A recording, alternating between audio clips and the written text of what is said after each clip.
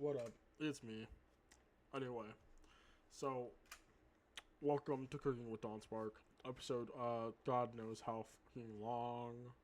Who knows? Anyway, you're gonna need 4 cups of all-purpose flour, 1 packet of instant yeast, 1 tablespoon of sugar, 1 teaspoon of salt.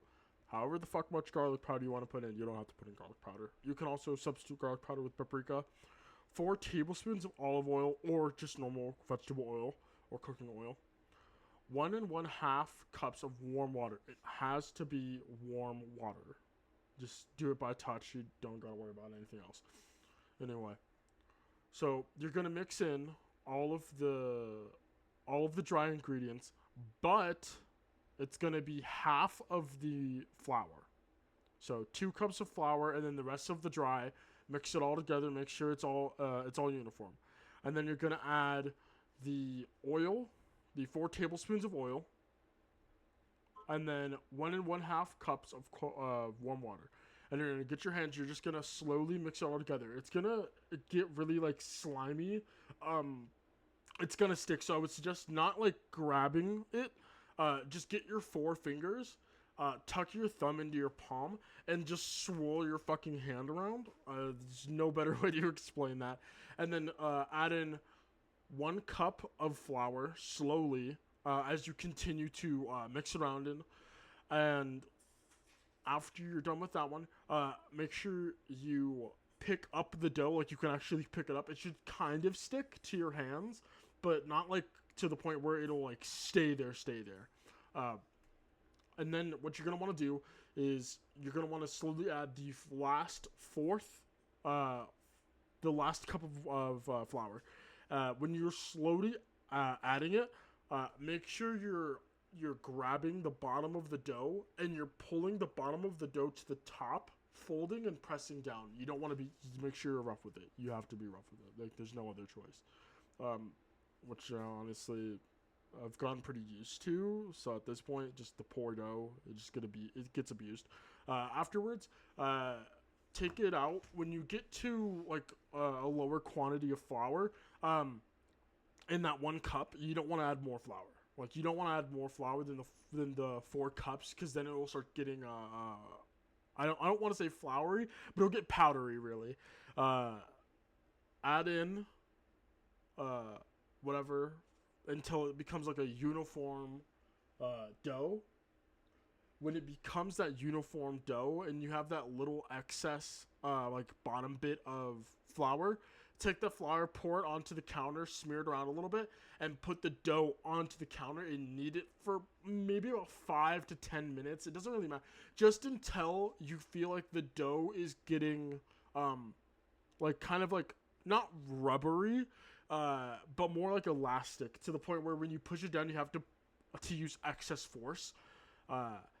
When you're done with that, make sure you shape it into a ball. Make sure you're constantly rolling, tucking it underneath itself. And then you're gonna, whatever bowl you have, make sure it's a really big bowl. Because the dough will probably double, sometimes even triple in size, depending on how warm it is, where you are, where it is. You're gonna put oil all over that bowl. You're gonna put in your dough. You're gonna oil the top, and you're gonna cover that bowl with plastic wrap.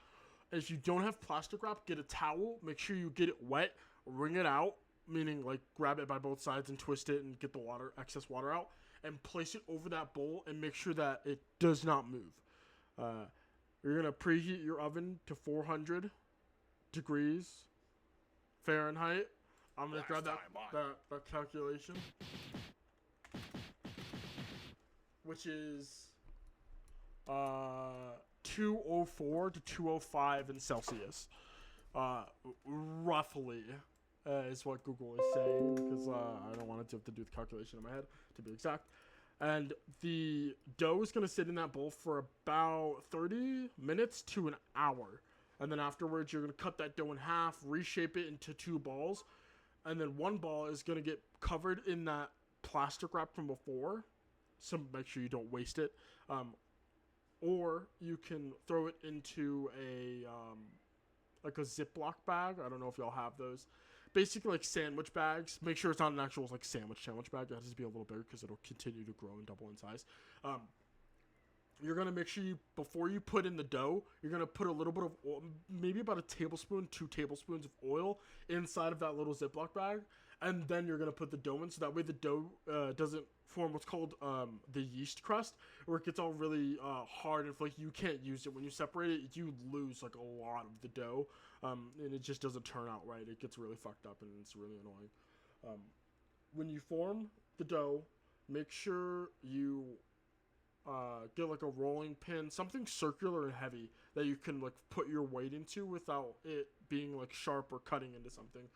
You're gonna form the dough into a circle to whatever pan you want. Sometimes you can even form it into a rectangle. I haven't tried that yet, but I probably should because it just kind of seems fun.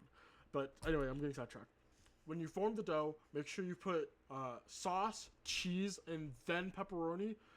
If you do sauce, pepperoni, then cheese, which some people like to do, you can't do it depending on what kind of tomato sauce you use. If you're using normal, like canned tomato sauce, not one you've made by yourself, specifically to be with the pepperoni and everything will get really greasy. It'll make the sauce soak into the crust as it's baking, and it'll get really, really mushy. It'll taste really bad.